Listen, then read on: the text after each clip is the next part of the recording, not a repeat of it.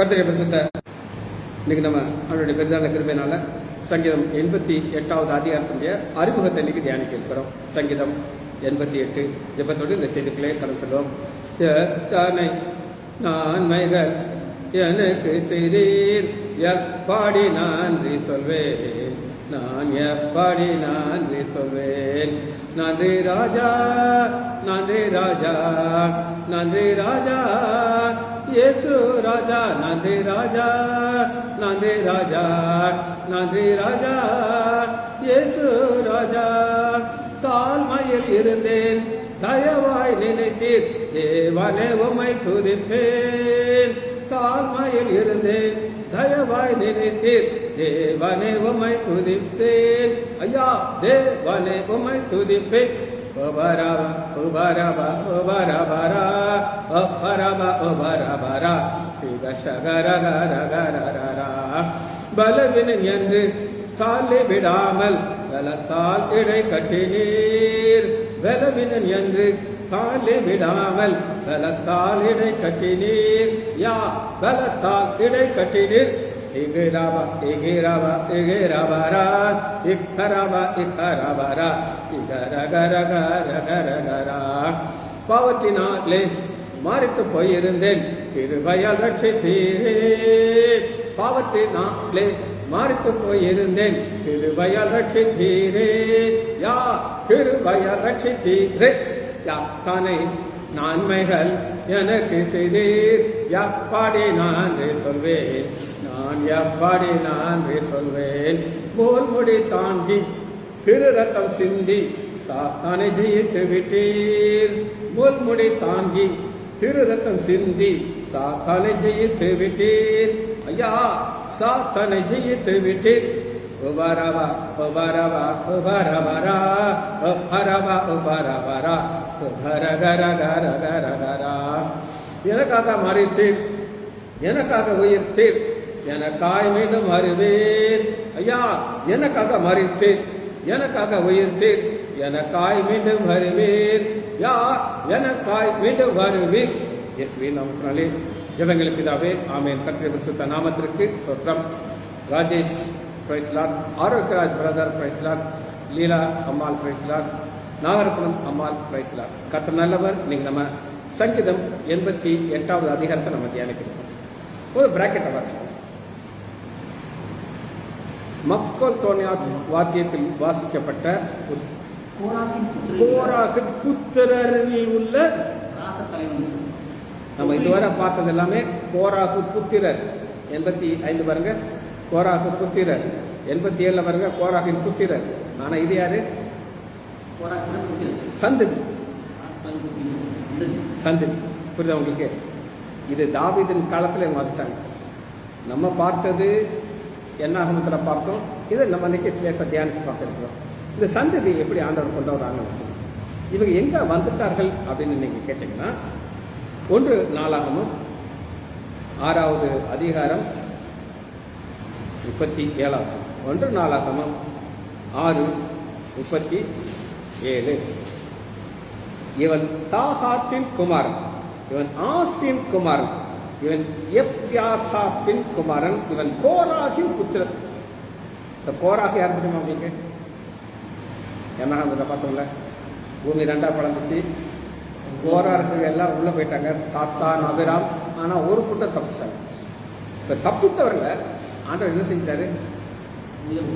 இங்க கொண்டாரு, தேவ ஆலயத்துக்குள்ள கொண்டாரு. இங்க கொண்டாரு ஆண்டவர் என்ன? 31 வாசிங்க. 1 நாளாகமம் 6:31. கர்த்தருடைய பெட்டி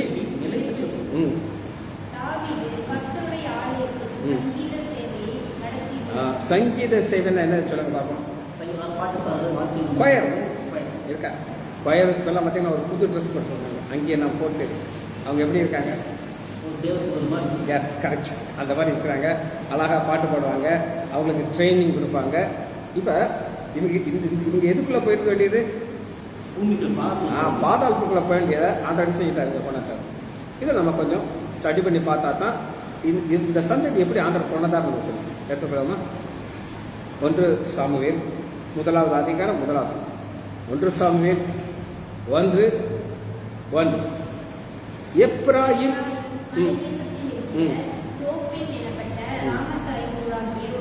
ஒரு மனுஷன் இருந்தான். எல்கானா என்று பெயர். சரியா? எல்கானாவை நல்லா மனசு வச்சுக்கோங்க. அடுத்து பாருங்க, அவன் பிறந்த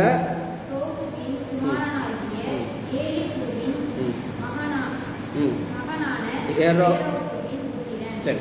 இப்ப 3 பேர்கள் நம்ம ஞாபகம் வச்சுக்கணும். ஒன்று எப்ராயிம், இதை ஒரு கையில் வச்சுக்கிட்டு ஏற்கனவே நம்ம எடுத்த 1 நாளாகமும் 6வது அதிகாரத்தில் 3வது வசனத்தை வசிக்கிறோம். இதே பேர் வருது பாருங்க. இவன் எல்கானாவின் குமரன். எல்கானா தெரியுமா யாருன்னு பார்த்தோம். எல்காமா 1 நாளாகமும் 6வது அதிகாரம் 34வது வசனம். இவன் எல்கானாவின் குமாரன் இருக்க. ஆனா முத்திரவசன் இவன் சாமுவேலின் குமாரன். சாமுவேல் யார் சொல்லுங்க? சாமுவேல் 1 சாமுவேல்ல பார்க்குறோம். அண்ணாலும் ஒரு அம்மா இருக்காங்க. அண்ணாளுக்கு பிள்ளையே பிறக்கும். அண்ணாளுக்கு பிள்ளையே பிறக்காத போது ஒரு சாபம் அந்த குடும்பத்தில் வந்துருச்சு.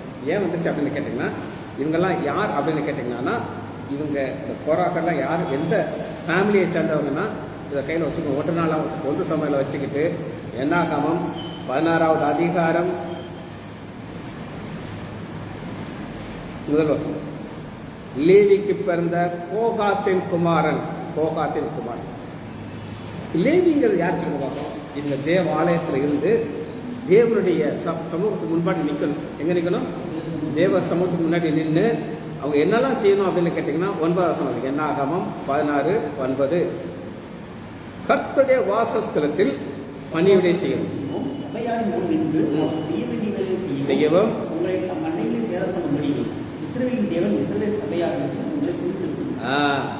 அடுத்து பாருங்க 10. அவர் உன்னையும் கூடவே லேவியின் புத்தராகிய உடைய எல்லா சகோதரியும் அற்ப காரியமா. இப்ப நம்ம ஆலயத்துல பாஸ்டர் இருக்காங்க. இவங்க எப்படி வராங்க உங்களுக்கு தெரியுமா?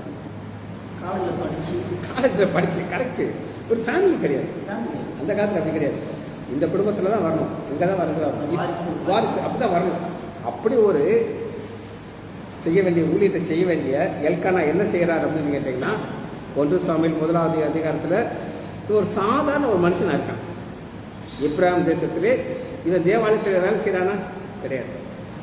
ஏன் வேலை செய்யல அப்படின்னு கேட்டீங்கன்னா, இவங்க அப்பா யாரு? தாத்தா முப்பாட்டினார்ல இருந்து எங்க வந்துட்டாங்க? பூமிக்குள்ள போக வேண்டியது, சாபத்துக்குள்ள வந்தது. அதனால அவங்களுக்கு தேவாலயத்துக்கு போகாம என்ன செய்யறாங்க? அதான் சொல்றேன்ல, ஒரு இன்ஃபீரியாரிட்டி காம்ப்ளெக்ஸ். ஆண்டவனை ஏற்றுக்கிட மாட்டாங்க.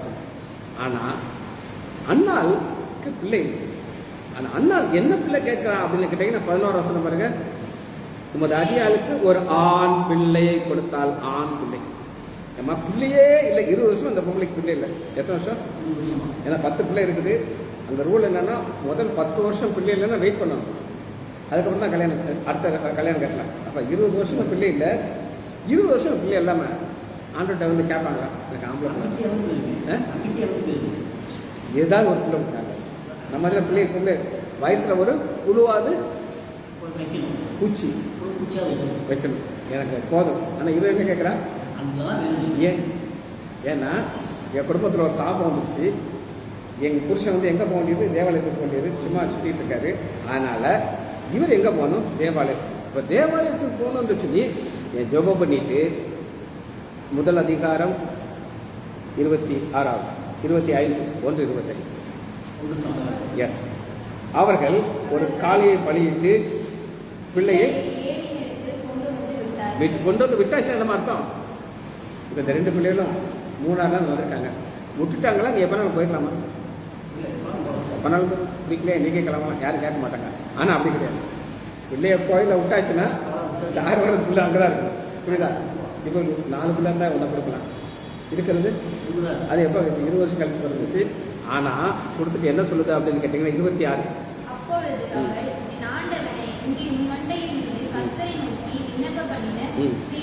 நான் தான்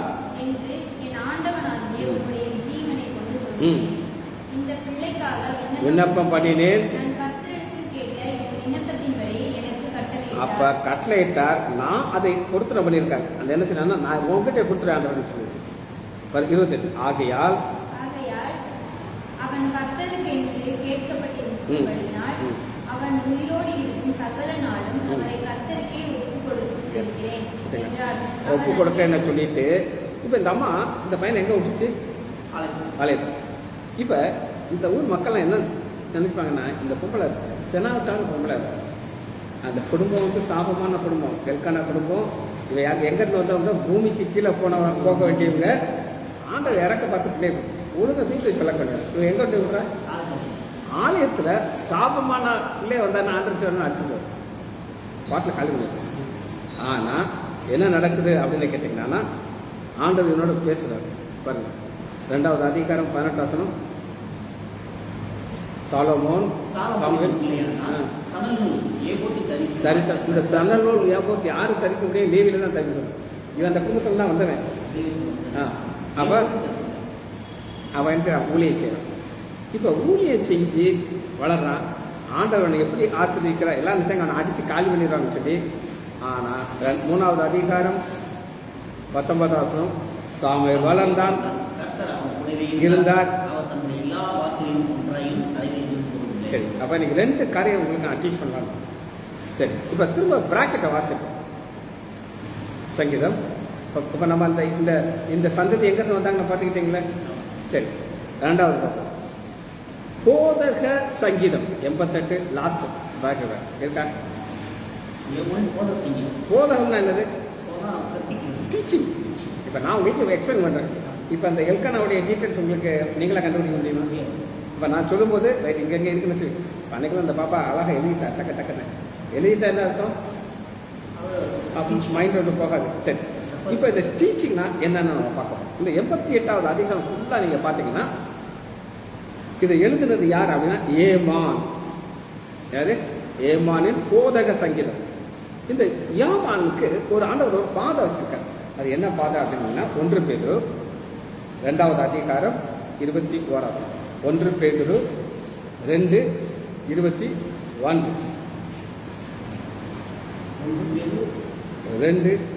2:21. நீங்கள் அழைக்கப்பட்டிருக்கிறீர்கள் என்றால் இதற்காக நீங்கள் அழைக்க. இதற்காக அப்படின்னா என்ன சொல்லுங்க?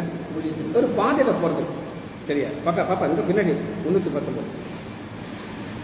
இதற்காக அப்படின்னு சொல்லி என்ன நான் சொல்லுங்க. இப்போ 2 வகையான நாயை காட்டுறது. 2 வகையான நாய். ஒரு நாய் தெரு நாய். எங்கள் வீட்டில் இருந்துச்சு, அது செத்து போச்சு. கிராஃபி பார்த்துக்கீங்களா? முடியலாம் புதுசுல இருக்கும். அது எங்கள் டாக்டர் கூட ஆச்சு எத்தனை வருஷம் தான். ஸோ டாக்டர் என்ன செய்வாங்க, அதை வாயில் அந்த சிக்கனை ஊற்றுவோம், ஊட்டி விடுவோம், உள்ள மாதிரி வச்சுருப்பான். ஆனால் குலைக்கக்கூடாது உள்ள. அன்றைக்கி ஒரு நாள் நல்லா தூங்கிட்டு இருக்கேன், வெளியில் ஒரு நாய் குலைச்சது. ஒன்று ஓன்னு குலைச்சி நான் 2 அடி விட்டேன். அதுலேருந்து எடுத்து அடி விழுந்துரும் போதுக்குன்னு வெளியில் நாய் அவ்வளோ அதுக்கு மேலே சவுண்ட் வராது. ஏன் அடி விழுந்துருக்கு? இது நல்லா இருக்கா இல்லை ரோட்டில் மட்டும் நல்லா இருக்கா? ரோட்டில் மனம் போல நடக்கலாம், எங்கேனாலும் போகலாம், கட்டுப்பாடு கிடையாது, குளிப்பாட்ட மாட்டாங்க. இதை ரெகுலராக குளிப்பாட்டுவோம், அது நடக்கும் குடுக்குன்னு. அப்போ 2 வகையான வாழ்க்கை. நம்ம கிறிஸ்தவ வாழ்க்கை எங்கள் கிராஃபி மாதிரி அடிமை. இது வந்து அந்த இதுக்கு ஒரு பாதை அந்த வச்சிருக்காரு. அந்த பாதையை தான் இதற்காக நீங்கள் அழைக்கப்பட்டிருக்கிறீர்கள். ஏனென்றால் கிறிஸ்துவும் பாடுபட்டு மாதிரியை பின்பற்றி. அந்த மாதிரியை தான் நம்ம பார்க்கணும். 88வது அதிகாரம் ஒருத்தர் போன பாதையை நம்ம இன்னைக்கு பார்க்கறோம். சரியா? இப்ப பவுல் தன்னுடைய வாழ்க்கையை ஒரு மாடலா காட்டுறார். 1 கொரிந்தியர் 11வது அதிகாரம் முதல் 1 கொரிந்தியர் 11:1. நான் கிறிஸ்துவை பின்பற்றுவது போல. இப்ப ராஜேஷ் நீங்க சொல்ல முடியுமா? ராஜேஷ் ஆகிய என்னை பின்பற்ற போல நீங்க இந்த 2 பிள்ளைகள் பின்பற்ற சொல்ல முடியுமா? ஆனால் பவுல் சொல்றாரு, என்னை ஃபாலோ பண்ணும், நான் போற மாதிரி நீ போ. பாடுகளை எப்படிலாம் கஷ்டப்பட்டேன், வேதனை, அது மாதிரி அது அந்த பாதையில் போகிறதுக்கு ஞாபகம் வச்சுருக்காரு. நீங்களே அப்போ பொறுத்து சபை மக்களை தைரியம் சொல்றாரு. இப்போ அதுவும் இன்னைக்கு பார்க்க போகிறதுனா ஒரு பாதை. சரி, இன்னைக்கு இதெல்லாம் நான் ஸ்டடி பண்ணிட்டு 88வது அதிகாரத்தை நான் ஸ்டடி பண்ணி எனக்கு என்ன வெளிச்சம் கிடைச்சது அப்படின்னு கேட்டீங்கன்னா, யோனா போன பாதை. எஸ், ஏன் யோனா போன பாதையை நம்ம ஆண்டவர்கள் எழுதி வச்சிருக்காரு? காரணமாக அதை செய்வாரா? செய்வார். காரணம். சரி, ஏன் யோனா போன பாதை அப்படின்னு கேட்டீங்கன்னா, மத்திய எடுத்துக்கோங்க 12வது அதிகாரம் 39. ஆனால் நான் உங்களுக்கு சொல்கிறேன், இல்லை 12:39. அவர்கள் இந்த பொல்லாத விபச்சார சந்ததிகள் அடையாளம் தேடுகிறார்கள். மத்தேயு 12:39. அவர்களுக்கு அவர் பிரயோஜனமாக இந்த பொல்லாத விபச்சார சந்ததியார் அடையாளத்தை தேடுகிறார்கள். ஆனாலும் யோனா பார்த்தீங்களா, ஆண்டவர் தன்னுடைய மரணத்தை யாரோட கம்பேர் பண்றாரு? யோனாவா. இப்போ நம்ம ஊர் சிலரோட நம்ம கம்பேர் பண்ணோம். இப்போ எங்கள் பாஸ்டர் ஜோ டானியலுடைய செய்தி சூப்பராக இருக்கும். நான் அதுக்கு ஒரு ஸ்டாண்டர்ட் வச்சுருக்கேன். அது இருக்குன்னு எனக்கு தெரியும். தெரியாது, வாசிங்க பார்ப்போம். இந்த பொல்லாத விபச்சார சந்ததியார் அடையாளம் தேடுகிறார்கள். ஆனாலும் யோனா தீர்க்கதரிசியின் அடையாளம் இல்லை. அடையாளம் அது என்ன அடையாளம் வாசிக்க? யோனா இரவும் பகலும் 3 நாள் ஒரு பெரிய வீட்டில் வைத்திருந்தது போல. மனுஷகுமாரன் இரவு பகலும் 3 நாள் பூமியின் இருதயத்தில் இருப்பார்கள். சரி, இப்போ 3 நாள் இருந்ததை இதோட கம்பேர் பண்ணுறாரு? யோனாவா. ஸோ அதனால் நம்ம இன்னைக்கு இந்த பார்க்க போகிற சங்கீதம் 88வது அதிகாரத்தில் யோனா போன பாதையை நான் கம்பேர் பண்ணி காட்டுறேன். இப்போ சில வசனங்களை வரிசையாக பார்க்க போகிறோம். அதெல்லாம் வாசிக்கும் போது உங்களுக்கு தெரியும் யோனாவுடைய வாழ்க்கையும் சங்கீதம் 88 ஈக்குவலாக போகணும்னு காட்டுறேன். முதல்ல 4வது வசனத்தை வாசி. 88:4. நான் குழியில் இருக்கிற ஒரு எண்ணப்பட்டு வெள்ளற்ற மனுஷன் இது என்ன குழி சொல்லுங்க?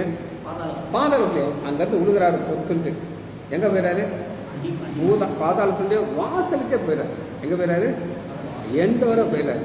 இது வந்து இந்த மக்கள் சொல்கிறாப்புல இந்த படத்தில் போடுவாங்களே, என்ன பண்ணுவாங்க தெரியுமா? மீன் ஒன்று ஆனை வாயை பழந்துட்டு இருக்கோம். இதை ஒரு கம்பேர் பண்ணுறதுக்கு எடுத்து வச்சுக்கோங்க. யோனா 2வது அதிகாரம் 5வது பக்கம் 1073. 1073. 3வது சமுத்திரத்தின் நடு மையமாக்கிய ஆழத்தில் நீரில் தங்கி நிற்கிறார். எங்கே போயிட்டது? அடி ஆழத்தில் போயிட்டார். அந்த அடி ஆழத்தை தான் இவர் என்ன சொல்றாருன்னா குழிங்கிறார். சரி, 5வது வசனம் 88:5 சங்கீதம். இல்லை சங்கீதம் 88. மரித்தவர்களில் ஒருவனைப் போல எண்ணப்பட்டிருக்கிறேன். நீ இனி ஒருபோதும் நினையாதபடி உமது கையால் அறுக்கும் பிரேத குழியில் கிடக்கிறவன் போல. ஏமா தண்ணியில் உள்ளவரெல்லாம் பிரேத குழின்னு சொல்லுவாங்க. இப்போ நான் காலையில் ஸ்விம்மிங் போவேன். உங்களுக்கு ஸ்விம்மிங் தெரியுமா? நான் இப்போ தான் கற்றுருக்கேன். இப்போ எவ்வளோ நான் பழகிட்டேன். நான் தைரியமாக உள்ளே விழுந்து டேங்க் இருக்கேன். அது பிரேத குழி மாதிரி இருக்காது. ஆரம்பத்தில் அப்படி தான் இருக்கும். ஆரம்பத்தில் அங்கே போய் சேர வர உயிரே இருக்காது. மூச்சு வாங்கும், நாக்கில் வெளியே தங்கும். இப்போ போய் பழகிட்டேன் நான். புரியுது உங்களுக்கு? அப்போ எனக்கு அது பிரேத குழி கிடையாது. ஆனால் யோனாக்கு அது ஸ்விம்மிங் பூல் கிடையாது. உள்ளே உண்டாருன்னா அது வந்து காலி. புரியுது உங்களுக்கு? அதனால தான் என்ன சொன்னாரு? பிரேத குழிங்கிறாரு. 6வது வசனம் பாருங்க. உன்னை பாதாள குழி. பிரேத குழிக்கும் பாதாள குழியும் ரொம்ப வித்தியாசம் இருக்கா? 2 ஒன்று தான். முடிய போகுது. அப்போ இந்த சங்கீதம் 88 முழுவதையும் நீங்கள் தியானித்து பார்க்கும்போது இது யாரோட ஒத்து போகுது? யோனா சென்ற பாதை. அடுத்து பாருங்க, ஈரலிலும் ஆழங்களும். அப்போ ஒரு சமுத்திரம் இருக்குது, உள்ள உழுகிறாரு, போயிட்டே இருக்காரு. கொஞ்ச நேரத்தில் எல்லாம் டார்க்காக தான் இருக்கும். மேலே இருக்கும்போது கொஞ்சம் லைட் வரும், இருட்டாக இருக்கும், மூச்சு விட முடியாது. அதனால தான் என்னை ஆழங்களிலே வைத்து. அடுத்து பாருங்க 7. அலைகள். அலைகள் எங்க இருக்கும்? ஊர்ல இருக்குமா, கடல்ல இருக்குமா? பாத்தீங்களா? உம்முடைய அலைகள் எல்லாருக்கும் வித்தியாசமான அலைகள். ஆனா ஒரு சஞ்சலம் வருது, ஒரு கஷ்டம் வருது, ஒரு அலைகள் வருது, உளைச்சல் இருக்கும். எல்லாருக்கும் செத்து போனா நல்லதுங்கிற அளவுக்கு போயிடுவோம் நம்ம. ஆனா இது ஒரு பாதை. யாருக்கு வச்ச பாதை? யோனாக்கு. சரியா? அடுத்து பாருங்க 8வது. எனக்கு அறிமுகமானவர்கள் தூரமாக இருந்துச்சாங்க. அவர்களுக்கு என்னை அனுபவப்பாக்கி நான் வெளியே புறப்படக்கூடாது அடைப்பட்டிருக்கேன். இது வெளியே எதுக்கு வெளியே போக முடியாது? கடல்ல இருந்து அவரால் வெளியே போக முடியாது. ஏன் இன்னைக்குமா அந்த மாதிரிலாம் உள்ளே போகிறாங்க. அதுக்கு அவங்களுக்கு டைவிங் சூட் இருக்கும், பின்னாடி என்ன வச்சுருப்பாங்க, சிலிண்டர் இருக்கும், மேலே ஒருத்தன் சிக்னல் வச்சுட்டு இருப்பான், அவன் அடிச்சானா நேரத்தில் தூக்கிடுவான் மேலே. இந்த மாதிரி எவ்வளவோ சயின்ஸ் டெவலப் ஆயிடுச்சு. ஆனால் இங்கே அப்படி கிடையாது. உள்ளே போயாச்சா சோழி முடிஞ்சிச்சு, அதுக்கு வெளியே வர முடியாது. சரி, 11வது. பிரேத குழி. பார்த்தீங்களா? என்னது பிரேத குழின்னா என்னது? உள்ளே போட்டாச்சு, மூடியாச்சு, வெளியே வரவே. இப்போ இதெல்லாமே நமக்கு என்ன புரிஞ்சுக்கிறது? இது யோனா போகிற பாதையில தான் 88வது அதிகாரத்தில் நம்ம பார்த்த ஏமா அப்படின்னு போதக சங்கீதம் டீச் பண்ணுறாரு. அப்போ யோனா அந்த பாதையில் போயிருக்காரு, நான் இந்த பாதையில் போகிறேன், நீங்களும் போகிறேன். பைபிள் அதாங்க எப்பவுமே டீச்சிங். ஆண்டவராக இயேசு கிறிஸ்து ஒரு பாதையில் நடந்து போகிறாரு, நாம் அதை என்ன செய்யணும்? சரி, இப்போ நம்ம ஒரு சில வசனங்கள் 1 by 1 பார்க்க போகிறோம். இதில் கீ வசனமாக நான் பார்த்தது என்ன? 88வது அதிகாரம் 17 வசனம். அவைகள் நாள்தோறும் தண்ணீரை போல் போல. இவர் இருக்கிறது எங்க இருக்காரு அப்படின்னு கேட்டீங்கன்னா எருசலேம். எருசலேம்ல கடலும் கிடையாது, ஒண்ணும் கிடையாது. புரியுதா உங்களுக்கு? கெனசரேத்னு ஒரு கடல் இருக்கு, ஆனா அது வந்து ஒரு ஆறு. சவக்கடல் வந்து மெதுக்கு நீங்க இல்லை படித்தீங்கன்னா உள்ள போக முடியாது. அதெல்லாமே இது எல்லாமே ரியல் கடல். என்ன கடல்? யோனா போன கடல். அதனால தான் தாசன் வாசிக்கிற 17 வாசிங்க. என்னை சூழ்ந்து.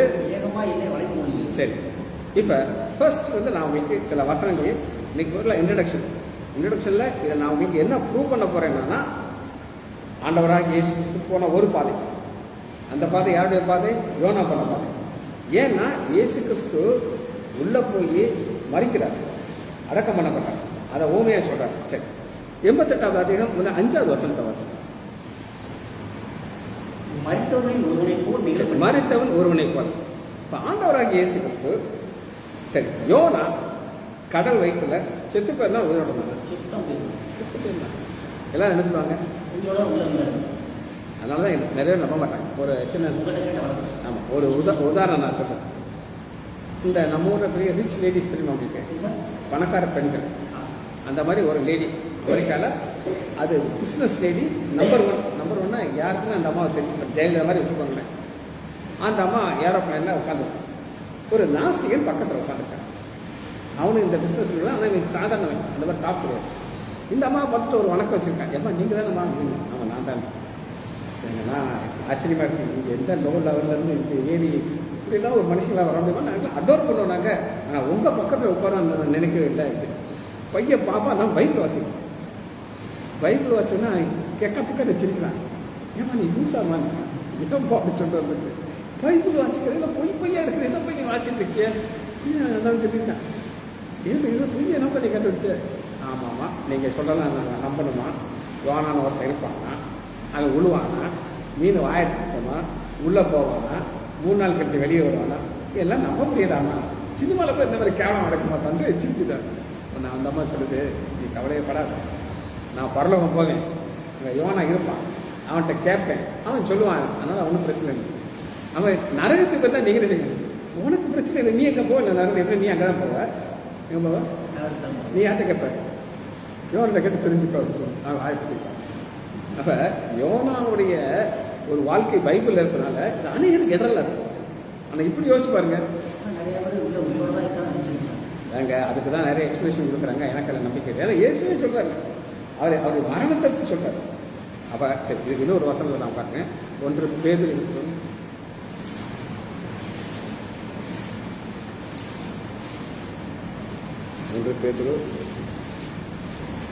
320 பாப்பா 3:02 3வது அதிகாரம் 18வது.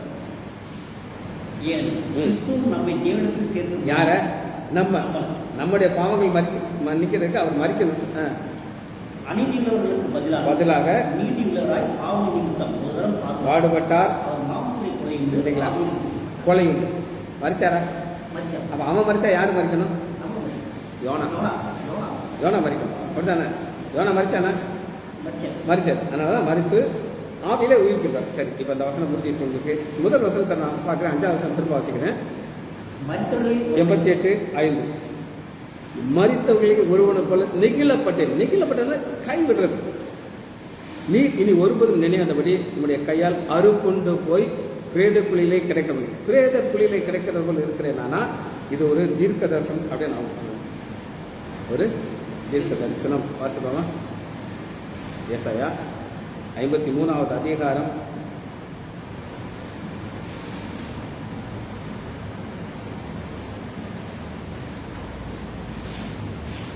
9வது பக்கம் 806 பாப்பா 806.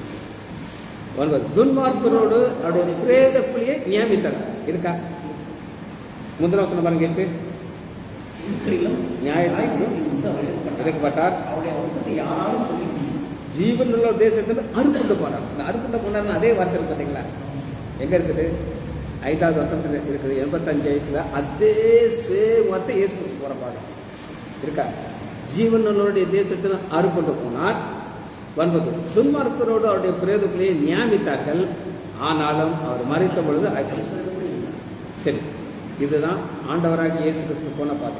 சரி, 6வது வசனம் 88 6 என்னை பாதாளத்திலும் இருளிலும் ஆழமையும் வைத்து. இருள் ஆழம். இந்த இருள்ன்றது என்ன அப்படின்னு நீங்க கேட்டீங்கன்னா நீங்க மறிக்கணும். நான் எப்பவுமே சில விஷயங்கள் நீங்களே நினைப்பீங்களா தெரியல. எம்ஜிஆர் எவ்வளவு பெரிய ஆளு, ஜெயலலிதா இவங்கெல்லாம் மறிச்ச உடனே ஒரு லைட்டை வெளியில வச்சாங்களா உள்ள வச்சாங்களா? அதுக்கு அந்த லைட் பார்த்தீங்களா? அது ஆஃபாகவே செய்யாது, பவர்ஃபுல்லாக அந்த மாதிரி. ஆக்சுவலாக அவர் உள்ள இருக்காரு வெளியே இருக்காரு. அப்போ லைட் உள்ள கொண்டு வெளியே உள்ள அப்படிங்களா? ஏன் போடலாம் கேள்வி பாருங்க. அதனால வந்து இருளிலே எங்க அது இருள் தெரியும், உள்ள லைட்டு போட்டாலும் வேஸ்ட்டு. இருளிலும் ஆழங்களையும் வைத்து, அந்த ஆழங்கள் தான் ஆண்டவராக இயேசுங்கிறது பூமியின் இருதயங்கிறார். இந்த பூமியின் இருதயங்கிற ஆழத்துக்குள்ள யார் இருக்கா? யோனாக்கா இங்க இவர் இருக்காரு. சரி, 8வது வசனம் 7வது வசனம் உங்களுடைய கோபம் என்னை இழுத்துகிறது, உங்களுடைய அலைகள் எல்லாவற்றும் என்னை வருத்தப்படுத்துகிறது. அவருங்க என்னை உங்களுடைய கோபம், இந்த கோபத்தை எப்படி பார்க்கலாம்? 2 பேரும் கோபம். இப்போ யோனா நினைவை பட்டணம் போக சொன்னார், தர்ஷு போயிட்டார். சொல் பேச்சு கேட்கலாம், ஆண்டவர் பிடிக்கும் பிடிக்காதா? அதனால தான் செஞ்சாரு. மீன் வயிற்றுக்குள்ள போட்டு, சரி செத்து போனா எதுக்கு மீன் வயிற்றுக்குள்ள வச்சாரு சொல்லுமா? ஏன் மீன் வயிற்றுக்குள்ள வச்சாரு? செத்து போயிட்டாங்க. மற்ற மீன் கடிச்சு திட்டுருங்க, வெளியே பாதி உடம்பு தான் இருக்கும். அதனால தான் ஃபுல்லாக ஒரு சேஃப்டி. அதாவது நீங்கள் ஒரு சிலர்லாம் கண்டாதான் தின்னுட்டு செமிக்காது, அப்புறம் கண்டா வாந்தி எடுத்தால் தான் நிம்மதியாக. அப்படி பார்த்துக்கீங்களா? அந்த மாதிரி மீனுக்கு செமிக்கலை. யாரும் செமிக்கலை? ஆண்டவர் சொல்றாரு, அந்த வந்தோடனே வாந்தி எடுத்தோடனே வெளியே வந்தார். அது கோபம். உங்களது கோபம்.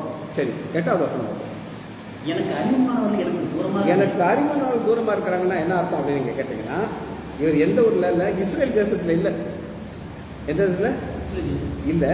வாசகம் யோனா 1வது அதிகாரம் 3வது. இதான் அறிமுகம் இல்லாத இடத்துக்கு போயிட்டார்.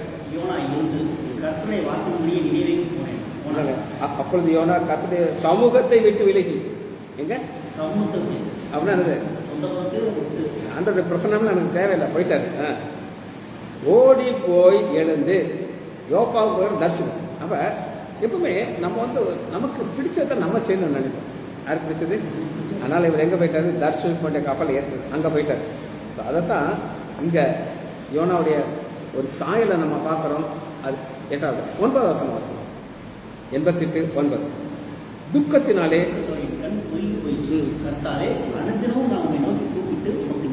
துக்கத்தினாலே என் கண் தொய்ந்து போயிடுச்சுங்கிறது என்ன அர்த்தம்னா, நீங்க கடல் தண்ணி உப்பா இருக்குமா எப்படி இருக்கு? பயங்கர உப்பா இருக்கும். இப்போ நான் ஸ்விம்மிங் போடுறதுனால நான் சொல்றேன், ஸ்விம்மிங் போடுற கிளாஸ் போடுற பார்த்தீங்களா? நான் வச்சுருக்கேன். அதை மாட்டியாச்சுன்னா அது டைட்டாக சிக்கனை மாட்டிக்கணும். வாட்டர் ஆமாம். அப்போ நான் என்ன சொல்லுவேன்னா, அதை மாட்டிக்கிட்டு ஜம்ப் பண்ணால் எங்கள் ஸ்விம்மிங் கோச் சொல்லுவார், சார் இந்த டைல்ஸ் தெரியும் சார். ஆமாம் தெரியும். அப்போ நம்ம ஸ்விம் பண்ணும்போது அந்த டைல்ஸை வந்து நம்ம முன்னாடி போயிட்டு இருக்கும். டைல்ஸ் முன்னாடி போகும்போது நம்ம கண்ணில் பார்க்கலாம். அப்போ ஃபஸ்ட் டைம் நான் ஸ்விம் பண்ணுறேன், சார் பாருங்கள் சார் நீங்கள் மூவ் பண்ணுறீங்க, இந்த டைல்ஸ்லாம் அப்படியே பயங்கர சந்தோஷம் வந்துச்சு. மிதக்கிறேன், கையை அசைக்கிறேன், டைல்ஸ் இருக்குது. இதெல்லாம் எனக்கு புரியும், எவனாக்கு முடியாது. அதை கண்ணெல்லாம் என்ன இது கண் தொய்ந்து போச்சு. சரியா? 10வது வருஷம் மற்றவர்களுக்கு அதிசயங்களை செய்வீர்கள், செத்து போன வீரர் எழுந்து இதாங்க பிரச்சனை. ஆண்டோட எதிர்பார்க்கணும்னா ஒரு அதிசயத்தை ஆண்டவர் செய்கிறார். அது என்ன அதிசயம் அப்படின்னு கேட்டீங்கன்னா, இப்ப மரித்தவர்கள் பைபிள்ல இருந்துச்சுக்காங்களா இல்லையா? இப்ப ஒரு பெண் 12 வயசு பெண், யாவீரு வீட்டில் இருக்கிற சிறு பெண் ஆண்டவர் உயிரோடு எழுப்புறாரு. 400 விதைவுடைய மகனை உயிரெடுக்கும். லாசரு செத்து 3 நாள் ஆச்சு உயிரெடுக்கும். ஆனால் அதுக்கு இது ஒரு பெரிய மேட்டரே கிடையாது. அவருக்கு இந்த அற்புதம் செய்கிறது ரொம்ப ஈஸி. அதிசயம் 10வது அதிசயத்தை செய்த உடனே ஆண்டவர் துதிக்கணும். அதான் மேட்டர்.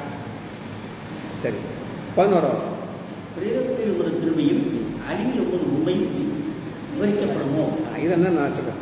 இது யோனா மட்டும் உள்ளே செத்து போயிருந்தா நம்ம யோனான்னு யாராவது தெரியும்?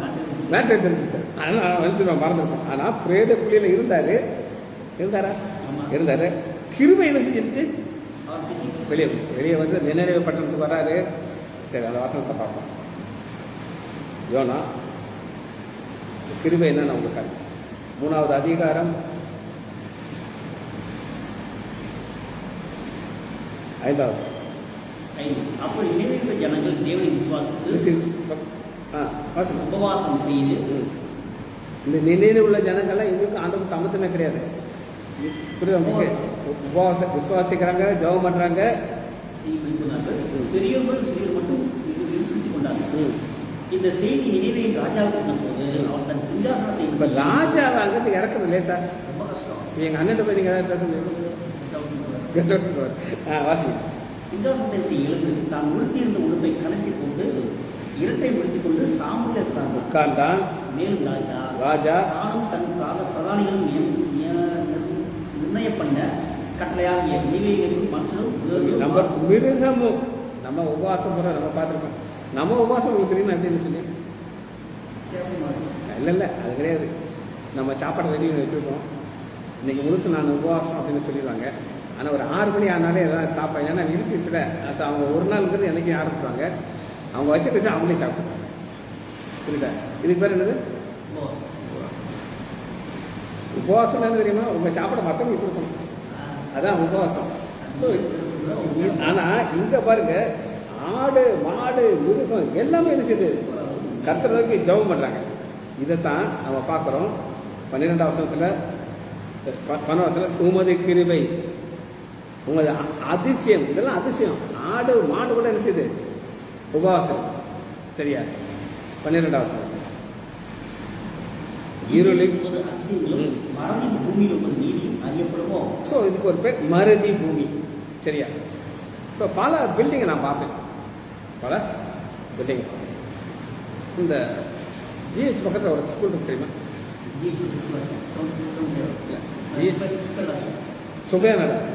சுபநட யாரு அந்த கொடுத்தவர்? அவரை பற்றி உங்களுக்கு என்ன தெரியும்? அவரை பற்றி என்ன தெரியும்? இந்த இந்த ஹாஸ்பிட்டல் இருந்துச்சுல, முன்னாடி வேற ஒரு எம்எஸ்பி ராஜாவுடைய பேர் இருந்துச்சு. Hospital GH. ஆமாம், என் பஸ் ஸ்டாண்ட் இல்லைங்க, எங்கள் வீட்டு போகிற வழியில். ஆனால் இப்போ பேரே மாற்றிட்டேன். பேரத்து அவங்கெல்லாம் நம்ம ஸ்ட்ரைக் இந்த மாதிரி கட்டுக்கிறதே இல்லை. அவங்க என்ன பார்க்குறோம்னா, இந்த மறதி பூமினானா ஒரு ஆள் செத்து போயிட்டாரா, டாக்டர் லைசான்றவங்க ஞாபகம் வச்சிருக்கீங்களா? மறந்துருக்கீங்களா? ஏன்? இந்த ஹாஸ்பிட்டல் இருக்குது, சந்ததி நாங்கள் இருக்கிறோம், அதனால் அவரை மறக்க முடியாது. சரி, 16வது வசனம். உமது எரிச்சல் என்மேல் புரண்டு போகிறது. சங்கீதம் 88:16. உமது எரிச்சல்ங்கிறது என்னது? ஒருத்தர் சொன்னபடி கேட்கலாம் எரிச்சலாக வரும். இப்போ நான் ஒரு சிலருக்கு எக்ஸ்பிளைன் பண்ணுவேன். சங்கீதம் இல்லை, அதெல்லாம் இப்போ நாங்கள் முடிக்க போகிறோம் டைம். சரியா? பாருங்க, எரிச்சல் புரண்டு வருது. புரண்டு எது வருங்க? அலை தான் புரண்டு வரும். எது புரண்டு வரும்? இல்லை, எது அலை தானே புரண்டு வரும். அதே மாதிரி எரிச்சல் நினைச்சுதான் புரண்டு போகிறது. புரியுதா? உம்முடைய பயங்கரம் என்னை அதமது. உம்முடைய பயங்கரம் ஆண்டவரே, நீங்க சொன்னீங்க, கேட்கல. ஆனால் யாரு கேட்டாங்க தெரியுமா? கடல் கேட்டுச்சு, கொந்தளிக்குது. கேட்டுச்சா? கடலை கொந்தளிக்க முடியுமா? மீன் கேட்டுச்சு, அந்த மீன் எங்கேயோ இருந்துச்சு. அப்படிதானே? மீன் இம்முட்டு போட்டு மீன் இருந்தால் அது வாய்க்குள்ள போக முடியுமா? அப்போ ஆண்டவர் ஒரு மீனை ஆயத்தம் பண்ணிக்கிறார். வசனம் தராங்க. யோனா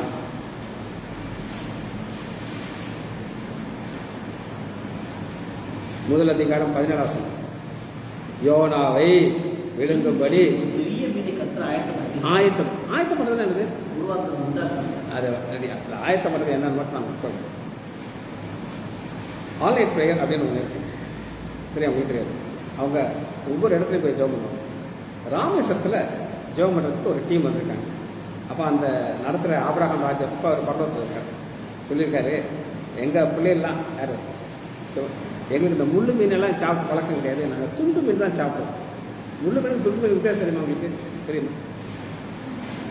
சாலை மீன் இருக்குது, இப்படி கொண்டாடுறாங்க, ஃபுல்லாக முள்ளாக தான் இருக்கும். இந்த கேரளாக்காரங்களாம் அதை வச்சு லேசாக வாயில் விட்டு கம்மியாக துப்பி விற்கிற ஆமாம், இதெல்லாம் சக்கையெல்லாம் உள்ளது. இவங்களால தொட்டில் சிக்கிக்கும். அதனால் என்ன இருக்காங்க, எங்களுக்கு என்ன துண்டு மீன் தான் வந்து. அப்போ அந்த அந்த இந்த ப்ரேயர் அதுக்கு சொல்கிறாங்கன்னா, ஐயா சீசன் வந்து இது துண்டு மீன் ப்ரேயர். இந்த சீசனில் இந்த மாதிரி முள்ளு மீன் தான் கிடைக்கும். நாங்கள் என்ன செய்கிறோங்க, ஜெபம் பண்ண இது போஸ்டிங் போட்டு ஜெபம் பண்ணுவோம். நடந்தது என்ன, அந்த விசுவாசி அம்மா ஒருத்தியுடைய போட்டில் 40 கிலோ உள்ள பாறை மீன். பாறை மீனை கேள்விப்பட்டிருக்கீங்க? தட்டையாக இருக்கும், பெருசாக இருக்கும். 40 கிலோ கரெக்டாக ப்ரேயர் அன்னைக்கு இன்னைக்கு முடியுதா, முந்தின நாள் கரெக்டாக அந்த மீன் உங்களுக்கு வலையில். யார் வலையில்? இந்த அம்மா வலையில் கொண்டாந்தா ஒரு ட்ரை சைக்கிளில் வச்சு தான் தூக்கி கொண்டாடுங்க. கொண்டாந்து பீஸ் போட்டு மசாலா போட்டு ஃப்ரை பண்ணி கொடுத்தா அவன் 4 பீஸு 5 பீஸ் 6 பீஸ் தான் காலியாகும். இப்போ அவர் ஆவராய வாஞ்சப்படி எங்களுக்கு எக்ஸ்பிளைன் பண்ணுறாரு. அந்த பாறை மீன் ஒரு காலத்துக்கு என்ன சைஸில் இருக்கும்? 1000 மீன் சைஸ் இருக்கும், குட்டியாக. வேற ஒரு மீன் எதை சாப்பிட்டு வளரும்? குட்டியை, அப்படிதானே? ஆனால் ஆண்டவர் என்ன பண்ணுறாரு, 40 கிலோ வர வர அதை வெயிட் பண்ணுறாரு. இது எந்த மீன் வயிற்றுலையும் போகணும். அப்புறம் எப்போ வரணும், கரெக்டாக அன்னைக்கு. இதே மீன் வேற ஒருத்தருடைய வலையில் வந்து அது எங்கே போயிருக்கும்? மார்க்கெட்டுக்கு போயிருக்கும். மார்க்கெட் போய் காசு கொடுத்துருவாங்க. இப்போ ஆண்டவர் பாருங்க என்ன அழகா அதை அப்படியே பார்த்து பார்த்து பார்த்து பார்த்து வச்சு இந்த விசுவாசியுடைய வலையில கரெக்டாக அன்னைக்கு. இப்போ 2 நாள் கழிச்சு இருந்தால் என்ன இருக்கும்? எல்லாம் போயிருப்பாங்க வீட்டுக்கு. அப்படிதானே கூப்பிட்டு விட முடியும். பாருங்க ஆண்டவர் இந்த அளவுக்கு இருக்கிறார், பர்டிகுலராக ஆயத்தம் பண்ணுறாரு. அதுபோல நமக்கும் சகலத்தை ஆண்டவர் ஆயத்தம் பண்ணுறார். ஜெபிச்சு முடிப்போமா? மகா இரக்கமும் கிருபையும் உள்ள பிதாவே, உங்களை துதிக்கிறோம் ஐயா. சங்கீதம் 88வது அதிகாரத்துடைய அறிமுகத்தை நாங்கள் தியானிக்கிறோம் ஐயா. எங்கள் தேவனுடைய வல்லமையை நாங்கள் தியானிக்கிறோம். எங்களுக்கு ஒரு பாதை வைத்திருக்கிறது ஐயா. அந்த பாதைக்காக நன்றி. இம்மட்டும் உதவனை எப்படி சொல்லி நம்ம துதிக்கிறோம் ஐயா. இனி எங்களுடைய சுத்தப்பட்டலை மூடி மறைத்து காக்கப்படுங்கப்பா. இயேசுவின் நாமத்தால் சிவங்களுக்கு ஆமென், ஆமென், ஆமென்.